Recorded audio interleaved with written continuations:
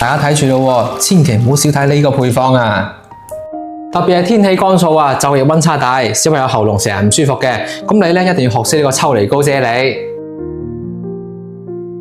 今日準備嘅材料咧就係一個雪梨、幾粒冰糖、一紮仔枸杞，仲有最關鍵嘅秋梨膏粉。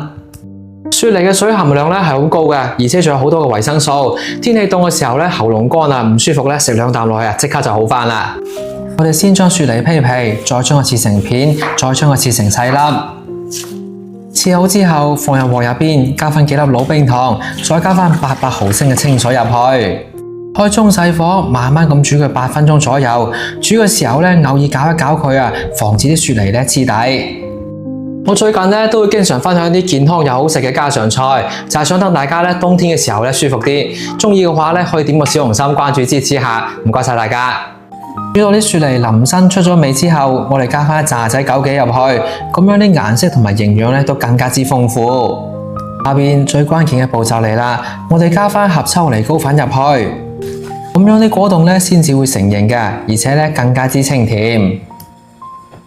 我用緊嘅呢個秋梨膏粉咧，係用新鮮嘅秋梨烤乾咗之後咧磨成粉整出嚟嘅。配料表咧真係好乾淨嘅，大人細路咧都可以放心食。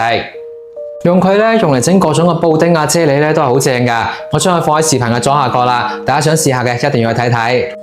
倒完秋梨膏粉之後，我哋揾隻羹咧快速咁攪勻佢，等佢溶開。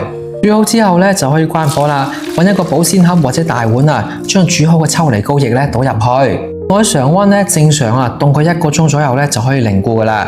等佢凝固咗之後咧，再用刀將佢切成細嚿。